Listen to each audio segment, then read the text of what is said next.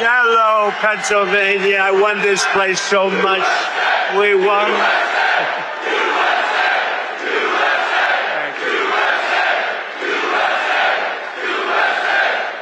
Well, I'm thrilled to be back in this incredible Commonwealth with the proud, hard-working patriots of Lehigh Valley. And I'm also proud to say I won this state in a landslide. We won it by so much. And remember, I had the couple of little statements, too big to rig, make it too big to rig, because these people cheat like hell. They cheat like hell, but we won it by a lot, and maybe we should run again. Should we run one more time? I'd like to do that. But I got more votes than any candidate in the history of Pennsylvania. Can you believe that, Bo?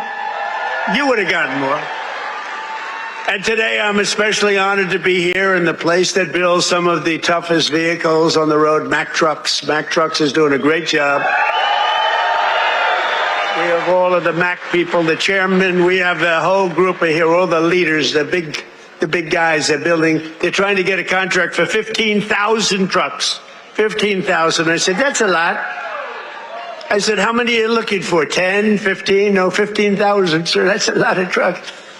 For more than 100 years, this legendary company has been making trucks right here in eastern Pennsylvania, building the heavy-duty machinery that keeps our economy rolling, our factories moving, and our industries roaring all across the nation.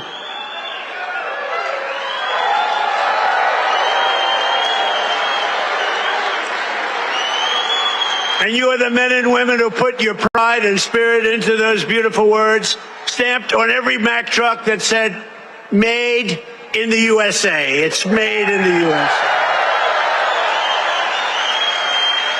And I want to especially thank the president of Mack Trucks, Stephen Roy, who I just met, who's a great guy, a great patriot, very Republican too, which I like. He's a very strong Republican. Stephen, where are you, Stephen? Stephen. We got to get a certain very talented congressman reelected. You know that. We got to get him. Where are you? Where are you, Mr. Congressman? We got to get you back in. Thank you, and thank you, Stephen. But a very special thanks to every single worker at this fantastic factory. The job you're doing here is incredible. And I know you're applying for a big one, and we'll see how that goes. We'll have to call up some people and see if it's good. If your price is right. Is your price right, Stephen? I don't know. Maybe we'll get it down a little bit. We'll get it down. 15,000 trucks. That's a lot of trucks. But that's what this is all about. It's greatness. You built this country, and you are the ones who are making America great again. We're the hottest country in the world. For decades, the workers of this Commonwealth watched globalist politicians let other countries rip you off and close your factories, rob your jobs, take them away to foreign lands. And then I came along. We stopped it very quickly. Then we had a rigged election. But they were so stupid, they kept everything going a little bit for us. And what we've done in the last year and a half, nobody's ever seen anything like it. They put America first, they put China first, they put illegal aliens first and everybody else first, but we put you first by a lot. But at long last, you finally have a president who is putting workers first, putting Pennsylvania first, and putting America first. We're doing that, and we're doing it like nobody's ever seen before. And starting on my first day back in office, and this goes all the way back to 2016 too, but right from a year and a half ago, nobody's ever seen anything like this. We're the hottest country anywhere in the world by a lot. But I stood up to the trade cheaters. They're cheaters and abusers and violators of the world like no president has ever stood up before. And now I'm standing up again because Iran cannot have a nuclear weapon, if that's okay. And we're doing quite well. I placed 50% tariffs on foreign copper, aluminum, and steel so they couldn't come in and steal your jobs. and sometimes even more than 100% tariffs. They weren't going to come in from foreign lands and steal your jobs. If they wanted to come in, they pay 100%, they pay 200%, they pay I don't care what it is. They're not going to steal your jobs, okay? And they stop.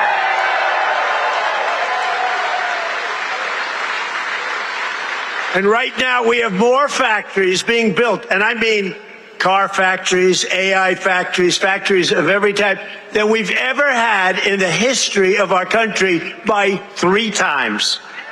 That's because they didn't want to pay the tariff. How don't you pay a tariff? You build your factory here and you hire American workers. It's quite simple, actually. But as you know, I placed a 25% tariff on foreign automobiles, and very importantly, I posed a 25% tariff on medium and heavy-duty trucks so that Mack truck could do very well with its factory in Pennsylvania. But all American roads will be filled with American trucks very shortly. Very few people are able to compete with us anymore. They used to rip us off. It was like we were a bunch of babies. American labor worked with us, too. I just met the head of your unions, and they've been terrific. They work with us, and they're fair. They treated us good. Maybe we can negotiate a little bit tougher. Where the hell are the union guys? Those guys are great. They're great. There they are. I want to just say hello. We gotta make sure you vote for our congressman here. I'm not doing this for my health. Right? Muser. We even have Muser here. Within a single year of taking office, I slashed trade deficit with China by the largest amount in the history of trade. And we, by the way, have the biggest trade deficit cut in the history of our country, 67%. Think of this. We had a trade deficit. We cut our trade deficit. If you're a president and you cut it by 1%, they say, oh, you're doing a great job. 2%, you're a genius. I cut it by 67%. That's why you have all of these factories being built, and they'll soon be opening. They're already opening, but when those factories are opening, I don't know what you're going to do. You're going to negotiate very good salaries, that I can tell you, because they need you. In many ways, they need you more than you need them. American exports to the rest of the world are up by $150 billion. You hear that, Bo? It's not bad. You're going to wrestle a long way to make that go. Bo is going to have to win a lot of tournaments to have to make that money. Think of it, $150 billion up. We never had that. We always have losses. We take in much more than we send out. Now we're up $150 billion, and that's nothing, because when all these factories are opening up, Mr. Senator, another great one, what a great senator you have. Did you fight hard? David, did you fight hard? He was with me at, I think, every stop. I said, where the hell is David? He's right there, sir. And he's working hard, and he's a great guy, and he's working very hard for you. But a short time ago, we were a dead country. We were laughed at all over the world. We were a dead country. People were laughing. They were saying, what the hell happened to that country? The king of Saudi Arabia said it 2 years ago. I was over there. He said, you know, sir, 2 years ago you were a dead country, and now you're the hottest country anywhere in the world. It's true. And we're hotter now than we were then.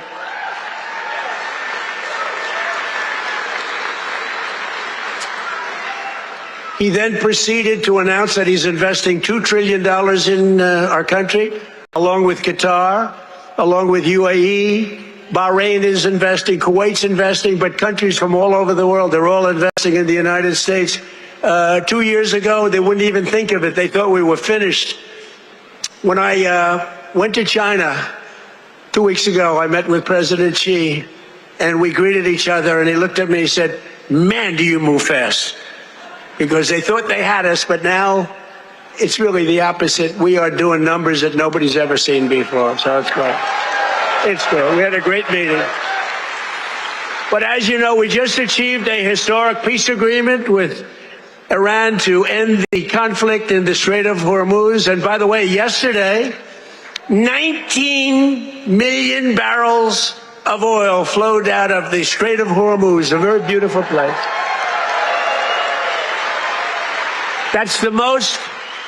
That's the most oil in the history of the Strait. No, it's never been any, you've never seen anything like that.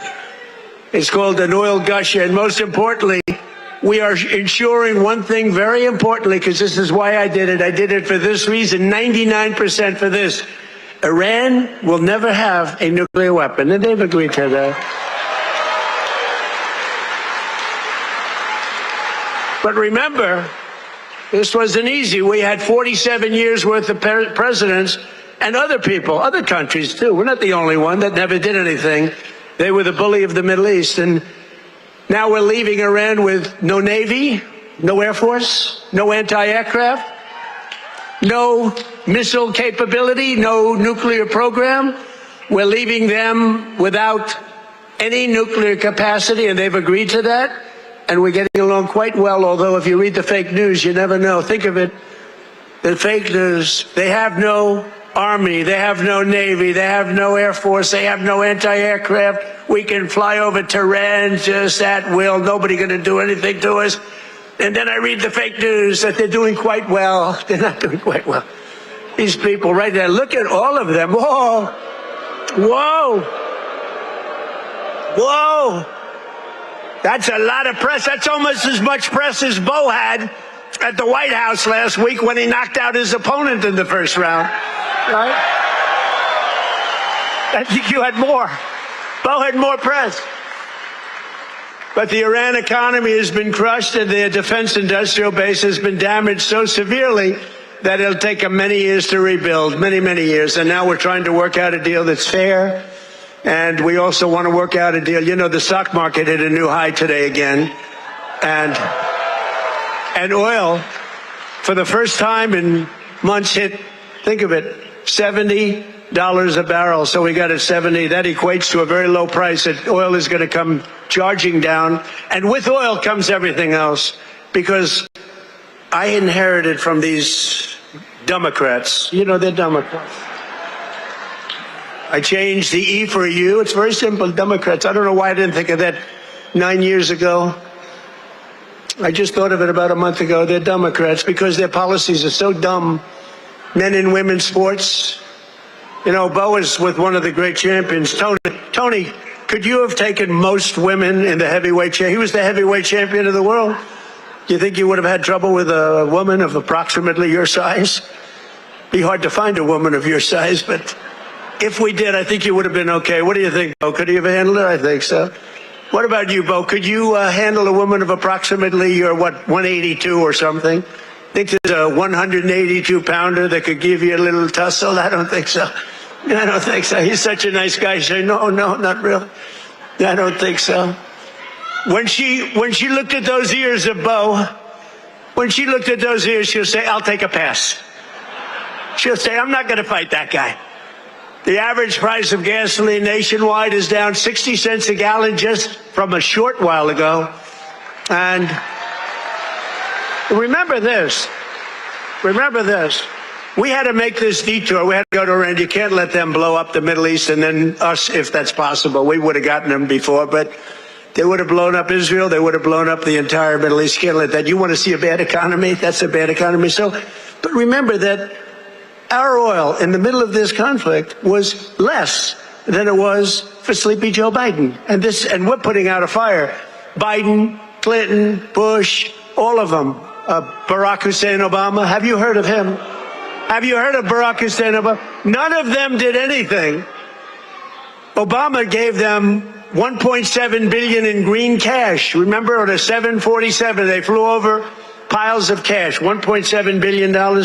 Gave them hundreds of billions of dollars and thought they could bribe them into peace. No, the only thing they understand is what these guys in the front row understand is the hammer.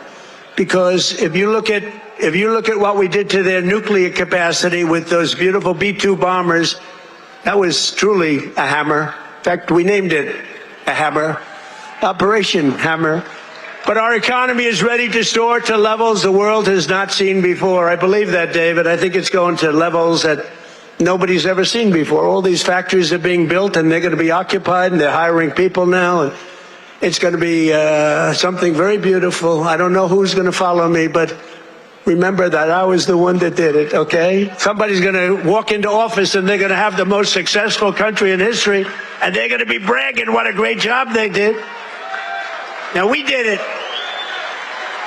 In 4 long years of the crooked Joe Biden administration, they got less than $1 trillion of new investments. So think of it, Crooked Joe. What do you like better, Sleepy Joe or Crooked Joe? Ready? Sleepy Joe. Crooked Joe. I'm surprised. I like Sleepy Joe better, but Crooked Joe. They're both good. I use them both. But in less than 1 year, so they did much less than $1 trillion of investment from outside the world. Much less than $1 trillion. We just have the final. We had 11 months at 18, but we just got the final $19.1 trillion in 12 months. Can you believe it? Investment from all over the globe. And since the election, the stock market has set 73 all-time records. In other words, yeah, sit down. We've got plenty of time here. It's an honor that you're all standing. Oh, look who we have, the Wall. Stand up, Wall. Look at this guy. Oh, I'm going to get a suit just like that guy. I'll bet he's been to 200 rallies. Him and, where are my guys? Oh, look at my guys, front row Joes. I got these front row Joes. Where are the women from North Carolina? They're here. They travel all over the world. I don't know what the hell's with their husbands. These beautiful women from North Carolina. They travel all over. They went to 200 rallies. How many rallies have front row Joes gone to? Hundreds. Everyone. And then it was very sad. My last rally, I said, I may never see you again, right? And then we won the election in a landslide. And who the hell do I see? I see my front row Joes. So I'm happy about it. Thank you. What a group. We had some group. We'd be all over the place. And when they didn't make the front row, it was very demeaning to them. They were not happy, right? But the front row, they became actually very famous, front row Joes. And the typical 401k, as you know, is up almost $30,000 in, it was 12 months, it was 13 months. It's up 44%. Think of that, up 44%. Because, you know, as goes the stock market, so goes a lot of your own wealth. And I tell about this police officer. I met a police officer first time, similar thing, but now the numbers are even more. I was in New York. I met a great police officer, New York finest. And he said, sir, I want to thank you. I said, for what? He said, my wife didn't think much of me, very much. We were having marital difficulty, actually. She thought I was nothing. I'm a police officer. I'm a tough guy. I looked at him. The muscles were all over the place. He didn't suffer from that. But she thought maybe that muscle wasn't so good because he was always losing money in the stock market. And he said, sir, in the last year and a half, my 401k is up 74%, sir. And she thinks I'm Warren Buffett. She thinks I'm a super genius. I said, how are you getting along with her? He said, well, I'm not so sure I like her anymore, but I won't tell you that. I refuse to say that. He's getting along just fine. But a lot of people have come up to me, David, and they thanked us. 401ks, you know, the stock market. Who has a 401k here? Yeah, look, a lot of people. More Americans are working today than at any time in the history of our country, and we've created over 32, now, think of this, 32,000 new jobs just starting in Pennsylvania alone. David, you have to get credit for that. And in the last few months alone, we've added 2,600 Pennsylvania manufacturing jobs, and that number is going to go much, much higher as the factories start to open. Because right here in Lehigh Valley, Eli Lilly has just announced, great company, by the way, drug company, a $3.5 billion investment in a brand new state-of-the-art manufacturing facility right down the road. That's going to create over 1,000 jobs, just that one. Nokia is investing $30 million to expand its semiconductor testing and packaging operations, thousands of jobs. And B. Braun has announced a $20 million expansion of its medical device manufacturing operation in Allentown. I love Allentown. I love any place that votes for me. which is the entire state of Pennsylvania, the entire Commonwealth. Never make the mistake of using the word state. Well, I'm not sure that people care, but the Commonwealth of Pennsylvania voted for us at levels that nobody's ever seen before, David, and you too, and we're proud of you because you had guts. This man had guts. He lost one time to a tough candidate, then he did it again to a tougher candidate, and I tell him if he didn't win, his wife, who's a beautiful woman, would have left him. I'm telling you. Dina, she would have left him. So he had great courage doing it a second time. He was a very successful guy. He ran. Stand up, David. She would have left. I was so worried because he's a friend of mine, and that was a tough race. You know, he was running against a guy 24 years that his father was in for like 30 years. That's a long time, and he had to beat him knowing the pressure. That's called pressure. Knowing his wife was gone if he didn't make it. She was gone 100%. But he's married actually to a terrific woman. She probably would have stayed. I'm not 100% sure. And last year I saved a great American company, U.S. Steel, and we're keeping its headquarters in Pennsylvania where it belongs. And $17 billion has been invested by a great company in saving U.S. Steel. They were gone. I think they were closed up and they were ready to go. And now they're building factories like nobody's ever seen. They're expanding the operations and building a couple of brand new steel plants. They're up to over $17 billion, which is a lot more than they even told us, because they've fallen in love with this Commonwealth. They've fallen in love with your whole area, the people. I think they've fallen in love with the people more than anything else is what they told me, because they've done more than they said they would. And thanks to our great Republican majorities in Congress last 4th of July, I proudly signed the largest tax cuts in American history. We gave you the biggest tax cuts in American history. Not bad. Not bad.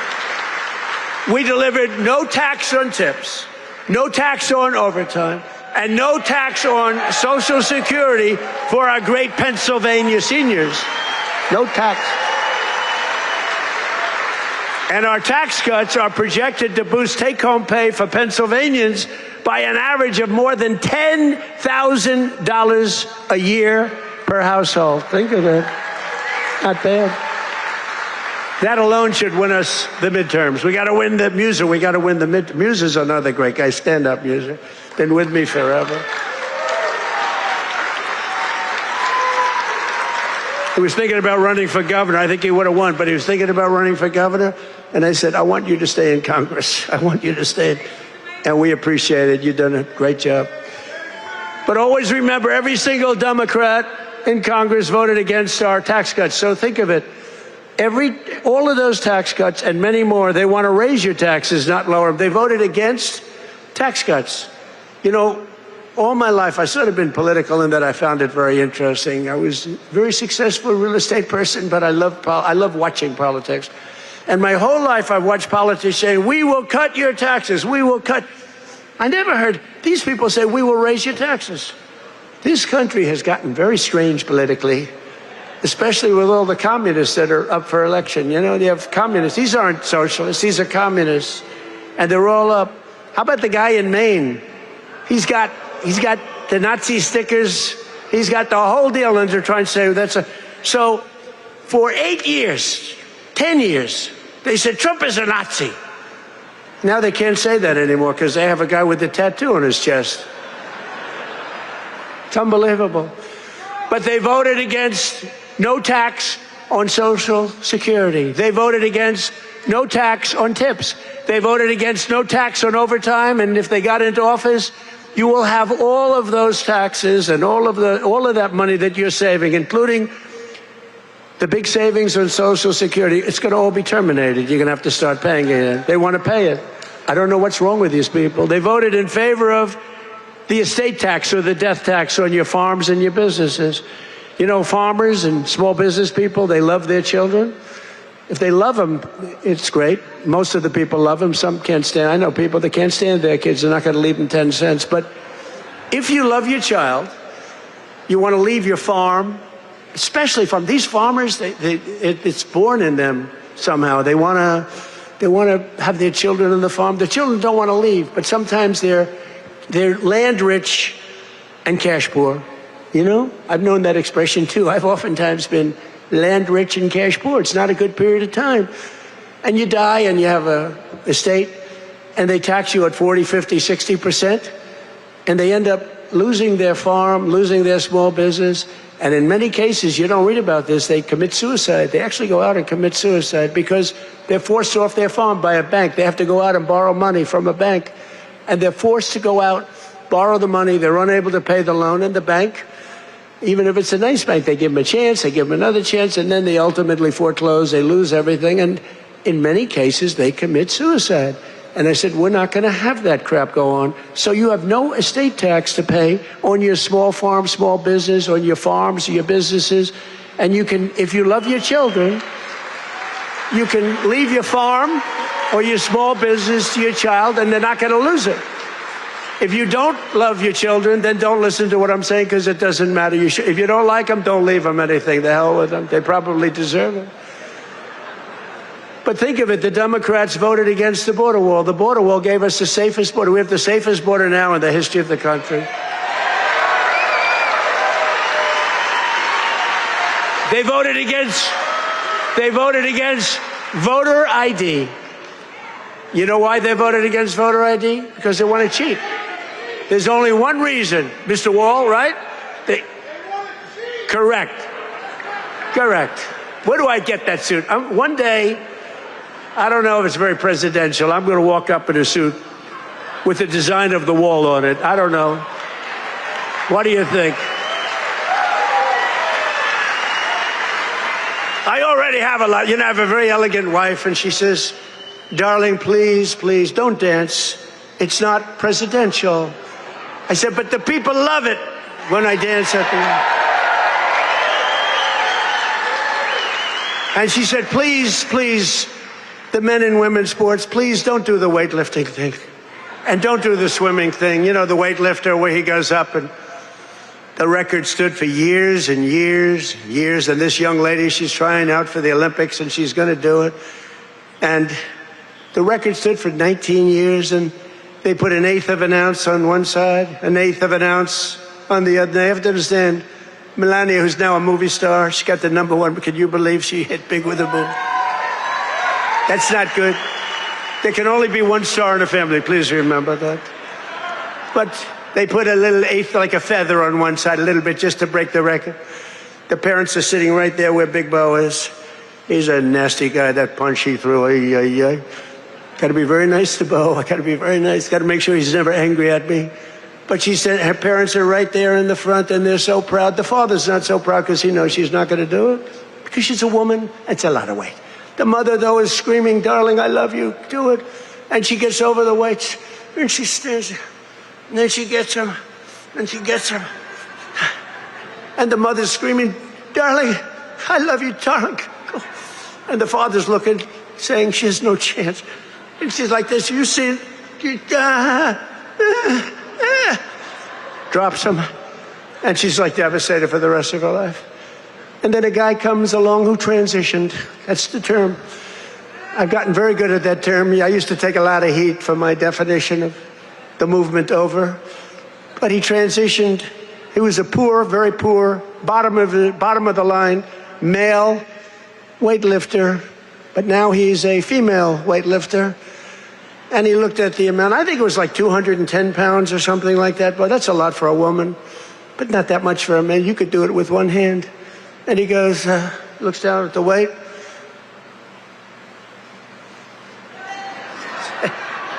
I think he did a few things for emphasis. And he won the medal. And everyone said, oh, isn't that wonderful? Are we crazy? Men should not be able to participate in women's sports.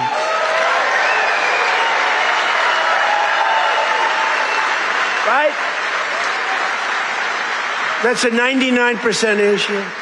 Do you ever hear the fake news? They say, that's an 80-20 issue. No, it's not. It's 99-1. You know, I've been doing politics now for 10 years. Not that long, considering I've won 3 elections. You know, so it does. But we did great in the second one. It was a rigged deal. But pretty short. But with all of that, And all of the time I spend speaking to people, they say, sir, could you cut taxes on this? Could you get me a tax deduction on a car loan? I did that. By the way, I did that. If you borrow money to buy a car, you got to do all these things. They ask me for hundreds of things. Not once did anyone ever come up to me and say, sir, please, this is so vital. You have to be able to have men play in women's sports. Please, sir, could you pull that off? I've never had anyone ask me for that. So I say it's a 99-to-1 issue, not 80-20. The fake news back there, they say, oh, that's a tight issue. But I don't like talking about it because I want them to continue on with that. I want them to continue on with the, they're in favor of the mutilization of your child for transgender purposes, the mutilization of your child. And I would say politically, it's a very good thing to run against a person that's in favor of that kind of stuff.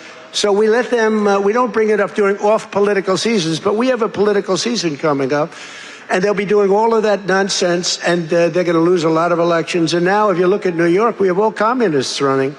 They're all excited. They're going to win their primaries, but I can't imagine they can beat a normal Republican. So I think it's a good thing, Muser. What do you think? I think it's a good thing. Wouldn't you like to run against somebody like that?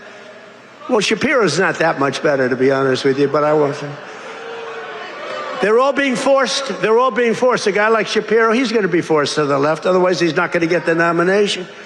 But they voted against proof of citizenship. Think of it. We'd like to have proof of citizenship. You walk into the voting booth. Would it be okay, sir, if I looked at your citizenship? How dare you ask me for my citizenship?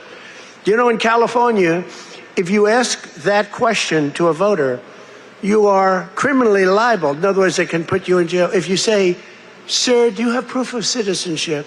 They put you in jail if they ask that question. You're not allowed to ask that. Did you know that? It's the craziest thing I've ever seen going on. Hey, did they screw the kid, Pratt? Boy, he's leading, and all of a sudden he's lost. And it was sort of interesting. The election, you ever see an election where they're 2.5 weeks in? An election that takes weeks to count the votes? But after the evening, it looked like he was going to win or certainly be in the runoff. And then I started hearing rumors as the days went by, days and days went by, that Pratt is fading. He's fading. I said, they rigged the election. And then lo and behold, he didn't qualify, even though he was so far up in the third place person that it was almost impossible, and he didn't qualify. And then it started happening with the next candidate, Steve Hilton, who's running for governor. He was up in front, just about leading, no problem.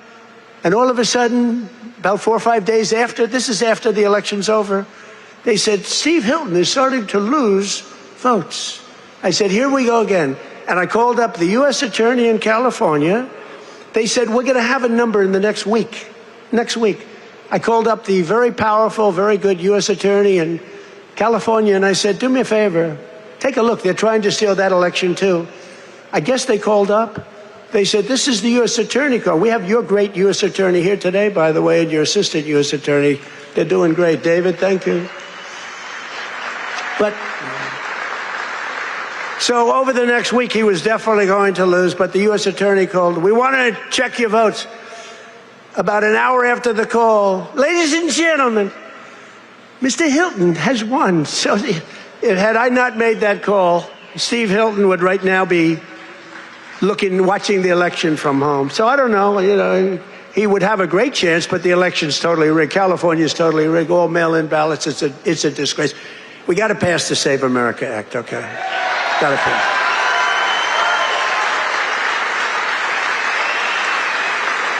We got to pass Save America, you, McGee. Look at these guys.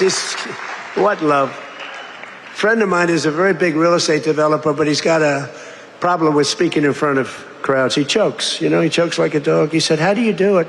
I say, it's easy, because there's so much love in the room. There's so much unbelievable love. It's easy to do, No, he's got this tremendous fear of speaking. He said, the guy's a major player. Most of you have heard of him. And he's a killer. He destroys people for a living. Financially, not physically, financially. Physically, he can barely walk. He's a basket case. But he's up here. He's very smart. And he destroys people. He's very rich. But he can't get up in front of a crowd and talk. I said, what's wrong with you? He said, I don't know, I have a fear of crowds. Do you believe it? All sorts of people. You know, a lot of people want to do what I did. A lot of people, well, David did it. David was very successful, but he's a great speaker. But a lot of people, they say, well, Trump became president from being a very successful businessman. He became president. I want to do it too. And that's when they find out that they might have the flaw of speaking, or even worse, is a terrible past. You know, the past will come out to haunt you. It's not an easy thing to do, but I love it. You know, I say it's real easy to do when you have people that love you. I guarantee, who here voted for Trump? Yeah.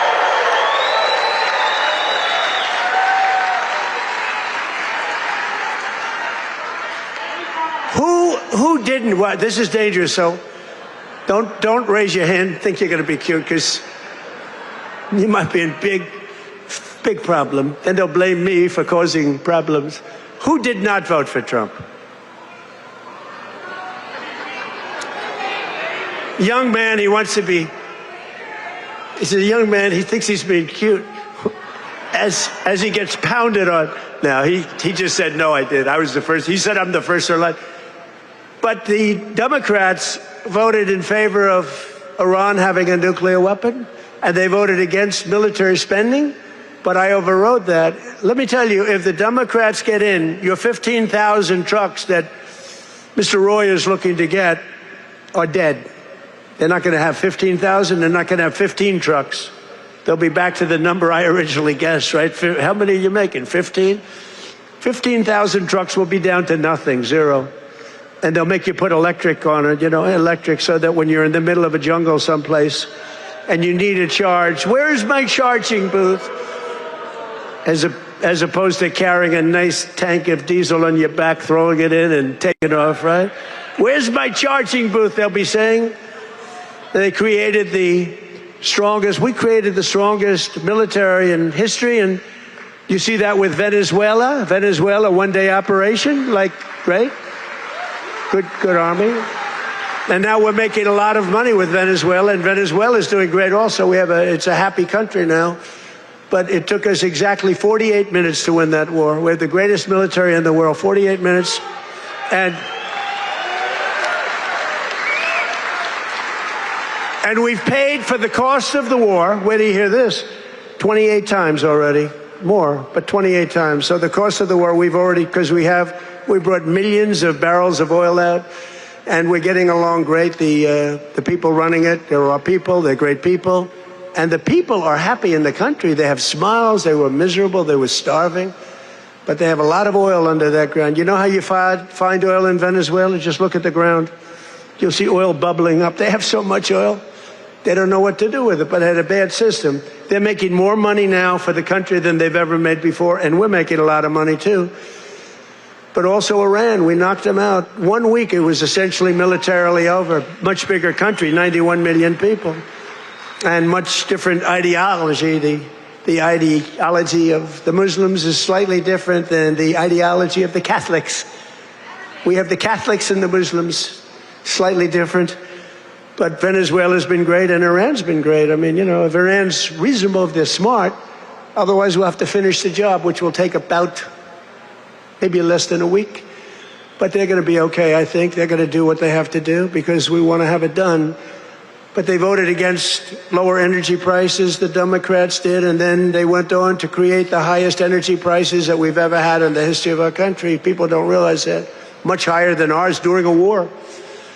They had the highest inflation in history.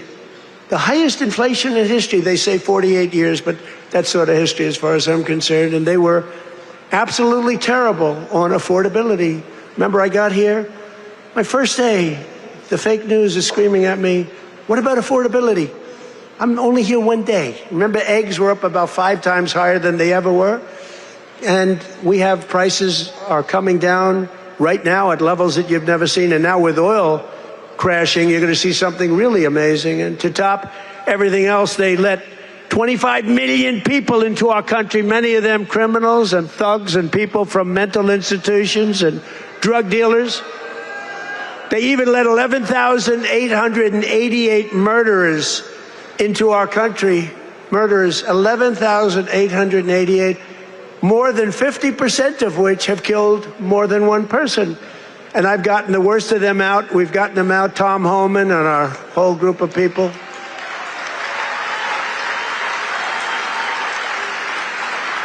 But the Democrats want open borders, and they want them all to come back in. You can imagine that. The people of this Commonwealth will never let that happen again. What they allowed to happen to our country, we can never allow to happen again. As an example, the war with Russia and Ukraine would have never, ever started if I were president. We can never let elections get rigged again. But we're pleased to be joined today by one of those Pennsylvanians who's benefiting from the historic tax cuts, Sergeant Sam Elias, with the Bethlehem Police Department, who's a great guy. Ooh, they know him. Sam works the night patrol so that he can help his wife take care of their 6 beautiful children during the day. And I'm told their youngest is named Melania. Can you believe that? They named Melania. Where did you come up with that one? After our great First Lady. So Sam is taking home thousands of dollars extra because of no tax on overtime. And Sam, do you want to come up and say a few words? Come on up. Come on up, Sam. Thank you for all you do.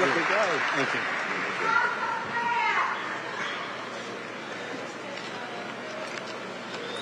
Thank you. Good afternoon, everyone. I'd like to express my appreciation to President Trump, Congressman Ryan McKenzie, and the entire White House administration. As a father of 6 children in a single-income household, I can tell you the Working Families Tax Cuts is a policy that helps my family. Hard work should pay off, not get punished with higher taxes. No tax on overtime, no tax on tips means more money in the pockets of working Americans. For my family, these savings have translated to what was once a day trip to the park, is now an overnight stay at the Jersey Shore. Bigger tax returns have allowed Americans to create new family memories and save for future projects. As the President said, I also work night shift as a police sergeant in the fine city of Bethlehem. Thank you.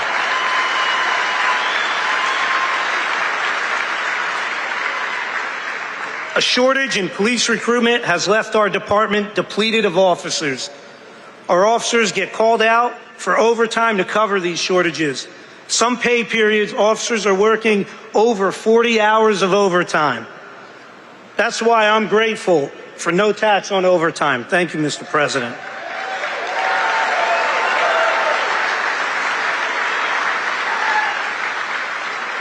I'm also thankful for the support President Trump and Congressman McKenzie have shown for law enforcement. You understand that communities thrive when we invest in public safety. Congressman McKenzie has stood strong with public safety and working families. And that's why he's been endorsed by the brothers and sisters of Bethlehem FOP Star Lodge 20.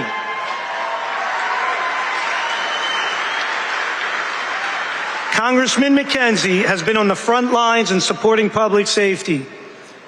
He secured $700,000 for the Bethlehem Police Department for much-needed technology and equipment upgrades at our police department, along with bringing home $1.6 million in funding for volunteer firehouses and infrastructure. Thank you, Congressman.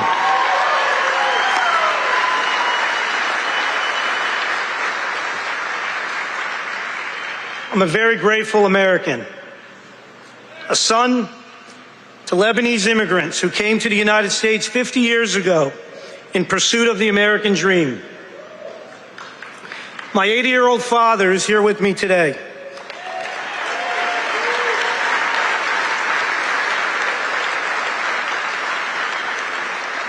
He would often tell me, work hard and it'll pay off. Well, 50 years later, thanks to President Trump and Congressman McKenzie, my father's dream has come true. I thank you for that.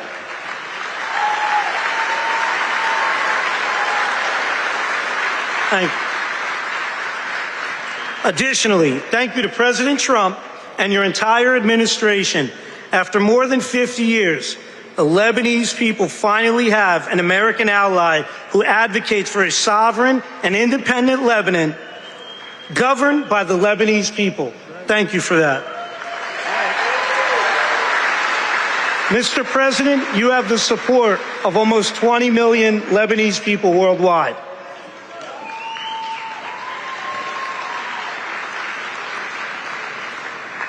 Leadership is more than a title, it's action. I'm grateful for the actions coming from President Trump and Congressman Ryan McKenzie. Your actions have prioritized the American dream. Less taxes, safer communities, and America First policies. I thank you, President Trump. Happy belated birthday, and happy birthday to the United States of America. Thank you, and God bless. Thank you, Mr. President.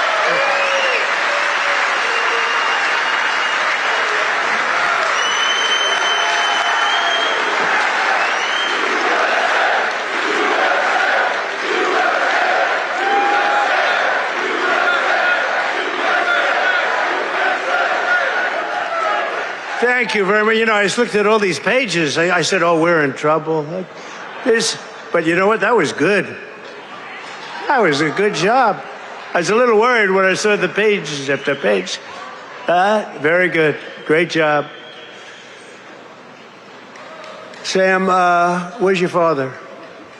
Hello, Pop. How are you? Got a good boy. Got a good boy. Yeah, taking care of your people. So our administration is also delivering one historic win after another for another group that works a lot of overtime, and that's our great auto workers. We have a lot of auto workers in here today. But just as I promised, the UAW workers, and we did great with them, you know, Republicans, I don't know, for whatever reason, they don't do like I do. But in the campaign, I ended Biden's insane electric vehicle mandate, that crazy mandate, which meant that in a short while, all cars had to be all electric, and many of them would be built in China and others in foreign countries all over the world. That's what was going to happen, and I stopped that. I ended it in my first week in office. I ran on it. And you know what? If you like electric cars, I think that's great. I wouldn't say Elon was thrilled with what I did, but he understood that. But if you like electric cars, I think it's great, but you have to have the right to buy a regular, I mean, we have more gasoline than any country anywhere in the world if you want to have gas. If you want to have a hybrid, you can have whatever the hell you want, including electric. But I terminated Biden's disastrous fuel emission standards that would have crushed Mack trucks. Mr. Roy, your company would be crushed if I didn't do that. You wouldn't be bidding on anything, neither would anybody else. It was the most insane environmental regulations ever conceived of by man. It was totally unreasonable and ridiculous. And you can sell trucks for much less money that are now much better trucks that work, that actually work. And we made interest on auto loans, fully tax deductible, but only if you buy a car that is made in the USA. Otherwise, we're not interested. Otherwise, we're not interested. And I saved the auto manufacturing business in America. We have more auto plants being built today than we've had in 60 years, than I think maybe ever. And bigger and better. They had a big one in a certain state that I love also. I love a lot of places. And they took out this old plant, but it was big. And I said, did you redo it yet? They said, we're not redoing it. We're ripping down and building a brand new one, a beauty. You know the one I'm talking about, David. But we're pleased to be joined today by Pat McHugh, a Marine Corps veteran, a great guy who spent 28 years with Mack trucks. And he leads the cab assembly and serves as new product line launch leader. It's a big deal. And Pat's grandfather worked here, his dad worked here, and now his son is working here and doing well. And they know how important it is to keep manufacturing jobs in Pennsylvania. Pat, say a few words, please. Thank you, Mr. President.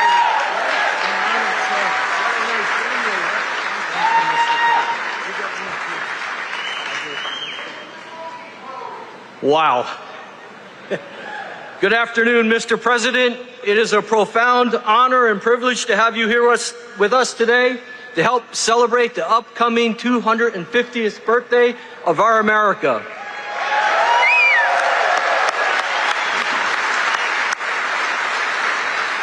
and most recently, our 125th anniversary of building Mack trucks.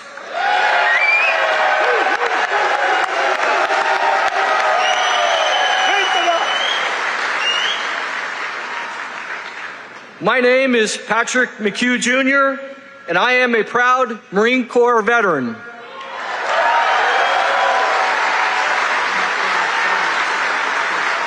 In addition to that, though, I am an even prouder Mack truck employee.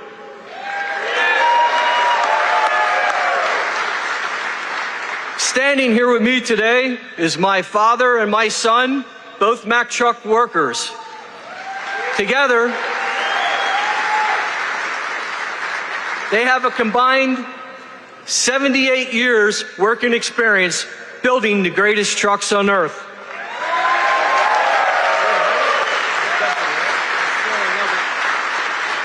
You can say Mack Trucks runs in our blood. At Mack Trucks, we work hard to build the trucks that help build America. And we are proud that those trucks are built in the United States of America.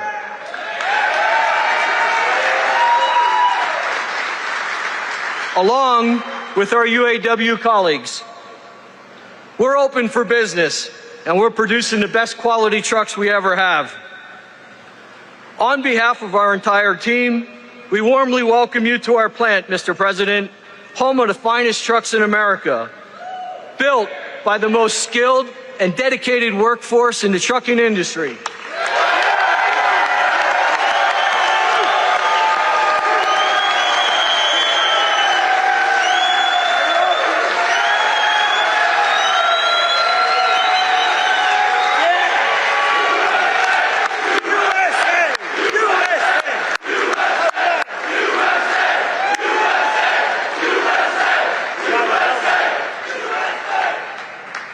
So, Mr. President, I want to say thank you for choosing to highlight Mack Trucks on your visit today, and thank you for supporting our American workforce. Thank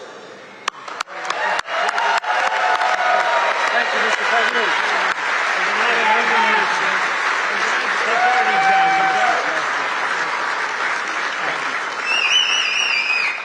No, thank you, Pat. That's a good family. That's a great family. Great people. They're proud of your company. I want to also thank two people, very special people, because I know them and I know what they do, and it's not easy, but they've done a great job. David Durgan and Timothy Herzog of the UAW committee. Where are you guys? Thank you.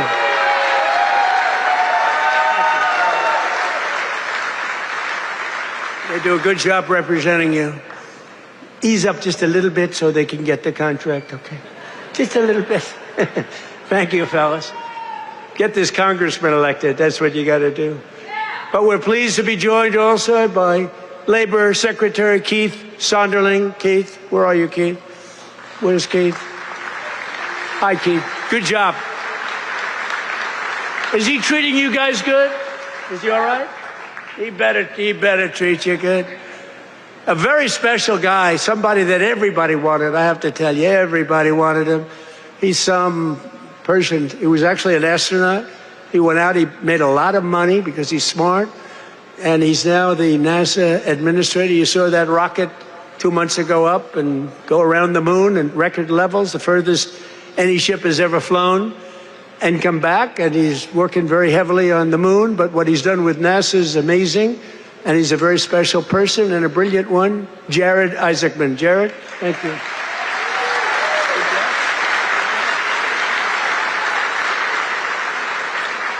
Great job. As well as, I introduced him a little bit only by the name David, because he knows me and I know him by David. But David McCormick is your senator, and he's a brilliant person, brilliant businessman. And he loves the Commonwealth. He loves Pennsylvania, and this is where he wanted to be. And he had a rough, I told you, he had a rough fight. This is a rough beating, like 24 years, and a father for 24 years. I don't know. I said, I don't know. You sure you know what you're doing, David? but you won, and you won easily. And I'll tell you what, you have a great senator, one of the best in the country. So I just want to thank you very much, David. Thank you. And 4 warriors for Pennsylvania in Congress. These are warriors. Lloyd Smucker is here. Lloyd, thank you. Thank you. John Joyce is here. John, thank you. Dan Muser is here. Thank you. And these guys are all in good shape, but we got to get Ryan McKenzie elected. We got to get Ryan. I'm not here for them. I'm here for him. We got to get Ryan elected. Run up here, Ryan, fast. Nobody wants to hear you. Come on, just run up. Nobody wants to hear you, Ryan. Do what David did. He'd go up for 1 minute. Thank you very much, everybody. It's nice to be here. And everybody thought he was the greatest speaker. Okay. Say a few words. Absolutely. Well, Mr. President, I can't thank you enough for coming here to the Lehigh Valley, highlighting the great men and women of Mack Trucks, doing all the work that you do in Washington, D.C. for our veterans, our first responders, and everybody across this country to continue to maintain America as the greatest country in the world. You are the president that is fighting for all Americans. Thank you for being here, sir. Thank you, sir. Great job. Thank you.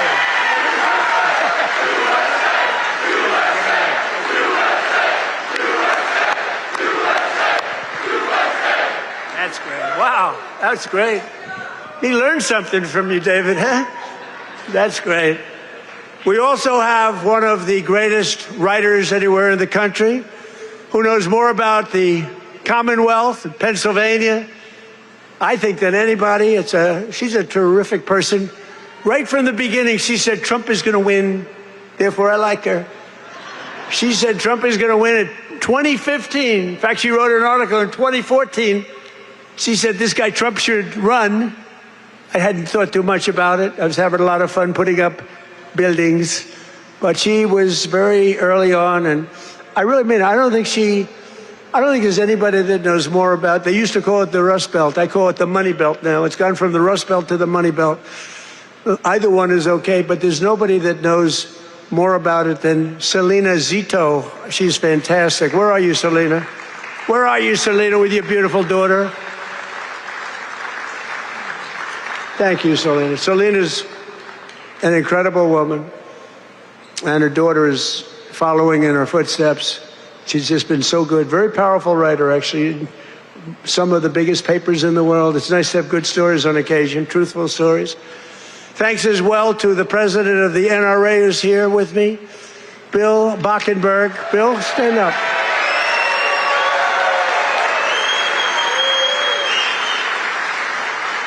And they always give me their endorsement because I saved the Second Amendment, and you think it's easy.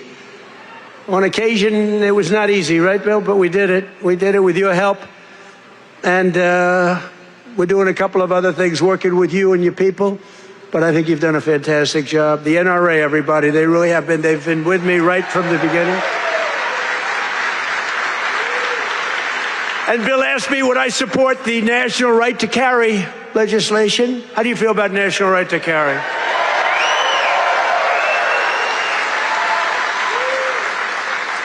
That's my free poll. You know what that is? That's a free poll. I don't have to pay $300,000 to somebody that doesn't even do polling, you know? They give you phony numbers. See, those are real numbers. National right to carry. Yeah, we're working on it.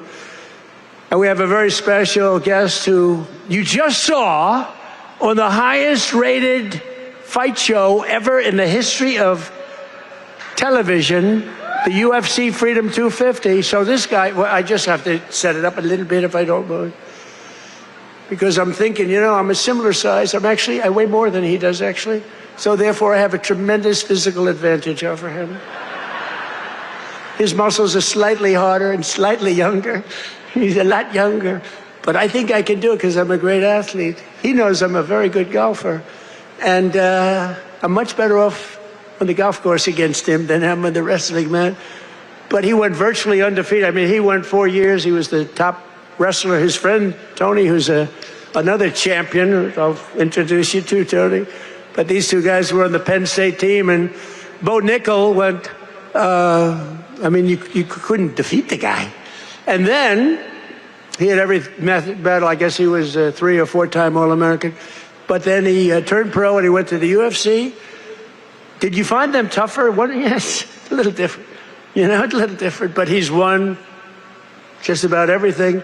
But he had a big fight last week with a lot of pressure, with the White House in the background. And he's a guy that I like. I met him a while ago. I looked at the ears. I said, man, this guy's a fighter.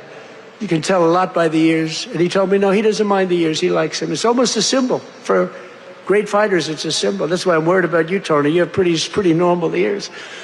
But I got to know Bo a little bit, and I got to root for him. And I almost felt like his father up there. His father's great, but I felt like his father, so I was nervous for the fight. And he was fighting somebody that Dana White, the great Dana White, he's a phenomenal guy. He said, no, Bo's got a tough one tonight. I said, why? Why do you do that to him? Because if you lose at this night, it was the biggest audience they've ever had, by far. The whole world watched it. The people at the White House, we had 5,000 seats around the cage we built, and we had 100,000, more than 100,000 people in the park right next door. We had the largest television audience they've ever had, by far. They said, why do you have to give him such a tough opponent? He was pretty tough. But then it happened. So Bo is known as a great wrestler because he was the best wrestler by far in college. Nobody could beat him. And I figured Bo would be wrestling. But no, he wasn't wrestling. He was punching. I said, Bo, grab his legs and start wrestling. That's what you do. But he didn't do that. He didn't listen to me. And he got a shot off that was brutal. And in the first round, right, knocked him out. He was really knocked out. Great fighter. The guy was a great fighter, is a great fighter. So I just want to thank, he's from Penn State. He loves Penn State. He is the NCAA wrestling champion. And just fantastic. And his friend, and you probably know, is also, I think you were roommates, right? That's a tough room. I wouldn't want to fight these two guys. Let's go pick on those two guys. I don't think so. But he was the heavyweight. And he lost a lot of weight. He weighed 35, 40 pounds. I asked him, how much did you wrestle? About 40 pounds heavier. In other words, you want to live, right? You decide to lose it. But he was also the champion, NCAA champion, and his name is Anthony Cassar. So come up here, fellas, because I want to just ask the audience a question. Come here. Come here, Bo. So here's my question. If I work out for the next couple of months, really work hard, lifting those weights away, and really, really work, could I beat Bo or Anthony in wrestling? You're very disloyal. You're very disloyal. Say a couple of words about your fight. Thank you. Appreciate it. Wow, what an honor to be here.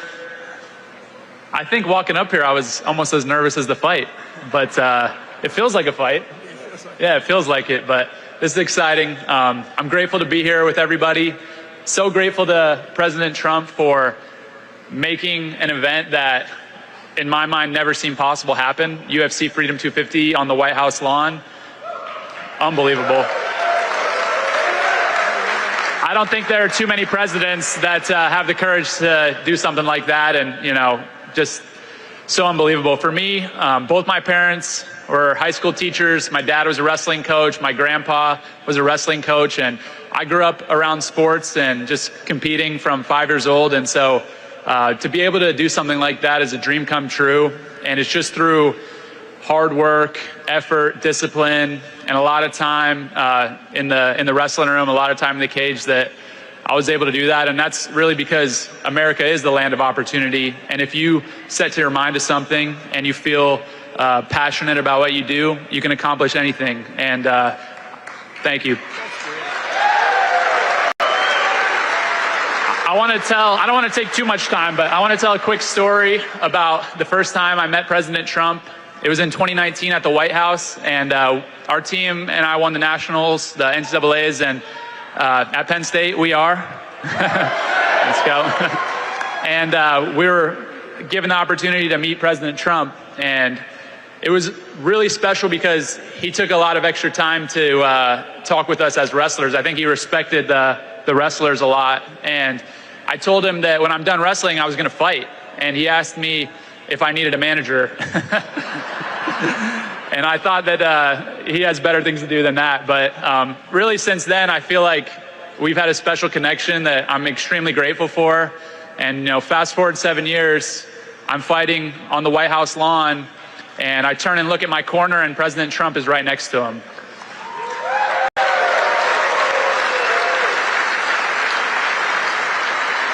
And so it really felt to me like he was in my corner. I know that was something that was just so special, and I feel like just incredibly grateful. And overall, the whole week of the experience, everything, the word that kept coming to mind and the emotion that I kept feeling was gratitude. And I'm grateful for President Trump, grateful for all my friends and family and supporters, and I'm grateful to be an American, and it's the best country on earth, and God bless you all.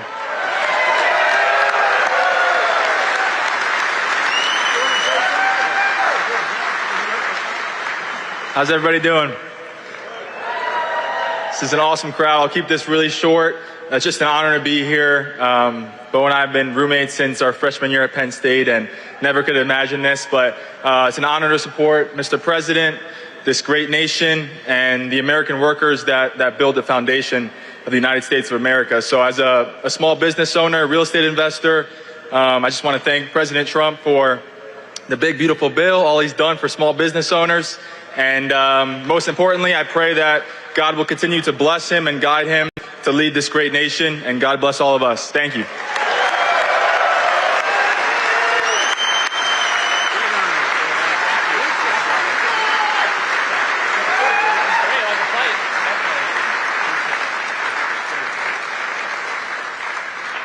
Two great champions. That's great. It's good to have them here, too. We have a lot of champions in the audience. These are two very special people. When you do that, I was saying to myself, you know, going into that ring and you got all these people, we had the richest and the biggest politicians, we had the biggest of everything. You couldn't get a ticket. The tickets were selling for some crazy numbers, I heard. We gave them away to everybody, but somehow some got out. And I was saying that's a tremendous amount of pressure, and you're fighting the toughest people on earth. I mean, these are the strongest, toughest men on earth. No women in the crowd, but which is nice.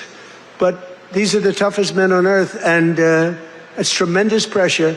And you know, the muscles, you got the muscles, you guys, you got the big, strong muscles, but you got this muscle too, because it takes much more than just the normal muscle to win those matches. I mean, the strategy and the genius that goes in it. It is a genius. A lot of people wouldn't understand that, but there's a genius. There's a genius in sports, but there's a great amount of courage and power that you have that a lot of other people don't have. So congratulations, really great job. Great job. Good to have you here. In everything we do, we're once again fighting for the people of Pennsylvania, and that includes our amazing Pennsylvania oil and gas workers. And I ended last administration's war on Pennsylvania energy, and I signed an order to drill, baby, drill. That's what we did. Right, David? And you helped. The United States is now the #1 producer of oil and gas on earth, larger than Russia and Saudi Arabia combined by a lot. Think of that. Who would have thought that? We were in 4th place. Now we're larger than, and that doesn't include Venezuela. Include Venezuela once, because it's essentially should be included. I also ended the war on clean, beautiful Pennsylvania coal. In fact, in my administration, you're not, because you know coal was dead. China uses it, other countries, very successful countries use it. The unsuccessful countries use wind, those beautiful windmills that blow around and round and don't do anything except cost you money. Every time it goes around, you lose $10. It's supposed to make money with energy, not lose money. No, wind is every country that's using wind is a disaster. Every country that's using our beautiful substances from underground are doing very nicely, thank you. But in my administration, you're not allowed to say the word coal without preceding that word with the words clean, beautiful. So you say clean, beautiful coal. And I have Secretary of the Interior, Doug Burgum, who's fantastic, and Chris Wright, and they made a speech about coal, and they mentioned coal like 50 times in the speech. It's all about coal. And they kept saying, clean, beautiful coal, clean, beautiful coal. I said, no, it's enough. It's enough. But we're not allowed to use the word coal without saying, because what they can do with coal today is amazing. It is clean, it is beautiful, they can clean it. And it's a very powerful form of energy. And if you look at China, they're building 57 coal plants throughout, big monster plants all over their country. And then we're not supposed to do that? No, we're doing that. Clean, beautiful coal. We've invested over $1 billion to save dozens of coal mines. We've saved them. They were ready to close, and some had closed. And more than 100 coal power plants, including the Keystone and the Conemaugh generating stations, right here in Pennsylvania, as you know, are really moving now and employing a lot of people. They were all getting ready to close up. They were essentially closed. We're working hard to lower the cost for all consumers, and we want powerful energy. Under my administration, the most favored nation agreements on drug prices that we just did are delivering the largest prescription drug price cuts in history, with numbers like 400, 500, and even a 600% reduction from where it was. Think of that. That alone should win us the midterm. And the fake news back there refuses to talk about it because they know how good it is, because they can't produce it. They've been trying to do it for years, favored nation. We paid the highest drug price in the world by far. As an example, for the fat drug, which Bo and Tony don't need to take, but a lot of people are taking. Who takes the fat drug? So in New York, think of it, it was costing a fortune. Many, many times it was costing $1,300, and in London it was $87. And a friend of mine who's extremely fat, sloppy, but very brilliant. He's a brilliant businessman, but he's a slob, there's no question about it. Very neurotic person, which you need sometimes to be successful. But he called me up. He used to call me Donnie. Donnie! Now he calls me Mr. President. That's a sign of great respect. But he said, President, I just came over here and I bought, I won't say Ozempic or whatever the hell it was, but I bought the fat drug. I said, I didn't know you used it because it's not working. And I use him as, he's begging me not to use his name, so I won't. But he's a very successful guy. He's actually a pretty well-known guy, brilliant business guy, worth a lot of money. And he checked, he just, you know, he said, well, how come in London I just sent out and I'm paying $87, and in New York I'm paying $1,300? I said, because that's the way the prices are rigged. And it's rigged, the whole world is rigged against us. And I said, but you know what? You brought it out better than anybody could bring it out, because I've been looking at it. They all said it was impossible to do. And I went to the drug companies. I said, well, it's not going to be any more. You're going to raise their price a little bit. You're going to lower ours a lot, because the world is bigger than us. So it really worked that way. And they said, well, we'll do it. They were very unhappy, but they knew I wouldn't get it from the countries, because you had to get it from the countries. Then I went to France. I said to a very nice man named Emmanuel Macron, I said, Emmanuel, you got to raise your prices on drugs. Of course I will not do that. Why would I do that? Because it's unfair. We're paying 10 times more than you, and you're going to have to raise them a little bit. We're going to drop ours a lot. He said, no, I will not do that. I said, yes, you will. He said, I will not do that. I said, yes, you will. We're putting a 100% tariff on all wines and champagnes coming into the United States. He said, yes, I will do that. I promise. And I had the same conversation with Germany, with every country, with UK. Every single one of them within 5 minutes agreed to do it. Nobody could believe it. And they agreed to raise their price, and we have gotten the biggest price reductions in the history of drugs, medical. Nobody's ever seen anything like it. So instead of paying $1,300, you'll be paying about $175. Nobody's ever done that before. And this is on many, many drugs. A pill that sells for $10 in London and selling for $150 in Texas or any place, it's all the same in the United States. They basically discriminated. So now instead of $10, it goes to $20, because again, the world is a big place. And we would bring ours down to 20, from like 150 down to 20. This is the kind of price reductions you're getting. Go to Trump.com, by the way. And I didn't name it. That was Bobby Kennedy that did it with Dr. Oz. Everyone thinks I named it. I did not name it, but that site is through the roof. And these These are the biggest price reductions in the history of our country for anything having to do with drugs, prescription medicine. So that alone should win the midterms. And there's a real chance that they would end it because they're totally controlled by these foreign countries, the Democrats. So starting next week, weight loss drugs will be available for just $50. Think of that. For seniors who previously had to pay $1,200, $1,300, $1,400, couldn't pay it. Think of that. Now, they don't want to write. Look, they turn the cameras off when I talk about it because they don't want good stuff for us, because they don't want us to win elections. And why, I don't know.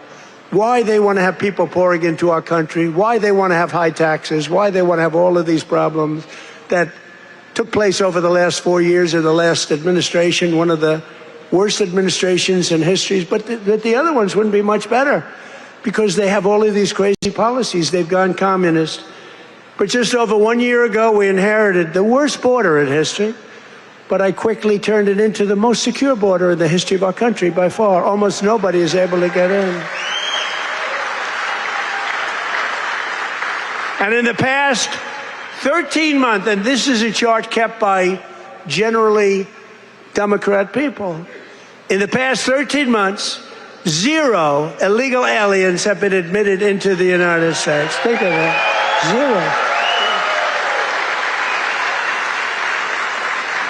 0. And even I find that hard to believe, but it's 0. I mean, they'd love to have it be high, but we can't do that. We have a country, and we're going to run it well. We don't want to have prisons released into our... Some of these countries were emptying their prisons into the United States of America through the southern border.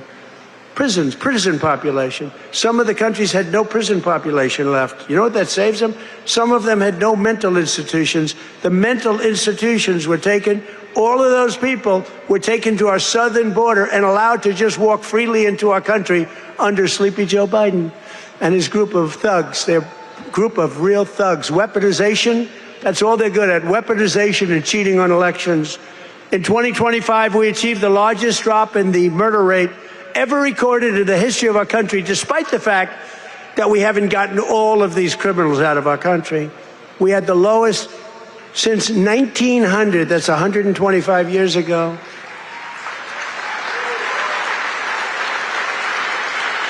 And we cut the flow of fentanyl across our border by 56%. That's a big number. And we cut the flow of illegal drugs coming in by water, coming in by ocean or sea. We cut it by 97%. 97%. It's very drastic, but people aren't traveling that way too much anymore. We have the most powerful. I built the military in my first term. We used it in my second term, more than I thought, but we have no choice. We have no choice. But think of it, we cut fentanyl. For years, they've been interdicting. They've been grabbing boats, bringing them in, putting them in court. They go out by the same night. They're back sending drugs by the ocean, by the Gulf, by the sea. And now it's down 97%. And we're looking for the 3%, because I think those 3% are more brave than Bo Nickel was any day. The 3% of the people that are willing to get into a boat to deliver drugs now, they are the bravest people perhaps anywhere in the world. But it won't happen long. But what we've done is amazing. Our military, we have the greatest military in the world. We have the greatest law enforcement in the world.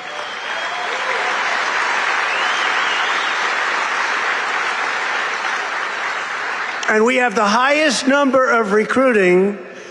So a year and a half ago, it was headlines. Nobody wanted to join the military, the Army, Navy, Marine. Nobody wanted to join any of them.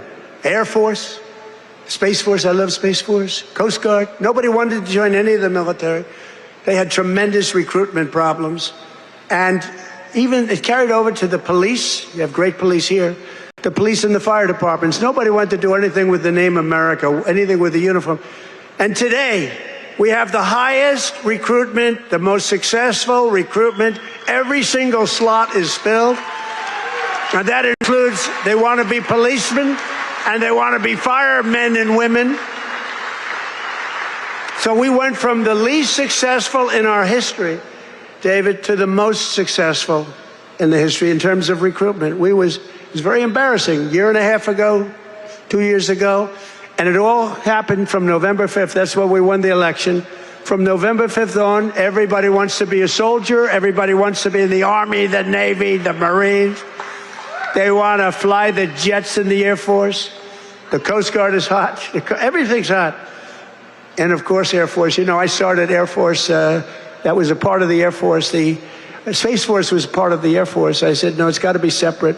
Got to do its own thing. And it's become. So we were in third place 4 or 5 years ago, and I put it in. We were losing to China and to Russia. And now we're totally ahead of both of them, like at numbers that they can't believe. Space Force is going to end up being one of your most important. To stop the massive theft of taxpayer dollars, including millions of illegals, we've launched the war on fraud, led by our great Vice President, J.D. Vance. He's doing a great job. Doing a great job. Smart guy. We ended Medicaid for illegal immigrants, and we redirected $50 billion to make the largest investment in rural health in the history of our country, hospitals and everything else in the rural areas. And with the help of our Republican majorities in Congress, we will defend our jobs, our factories, our safety, and we will defend our borders like never before. We will crush violent crime, impose harsh new penalties on dangerous repeat offenders that shouldn't be in our country, crack down on Marxist prosecutors and judges, and we will immediately end the most dangerous thing that's ever been put into our country from the standpoint of law enforcement. Is called no cash bail. You kill someone, you go to the judge, they let you out, then you kill somebody in the afternoon. It's crazy. That was the beginning of crime. We will pass the great health care plan to stop all payments to big insurance companies and give the money directly to the people so they can buy their own health care, which will be much better care at a much lower cost. And we will pass the Save America Act to protect our sacred American election.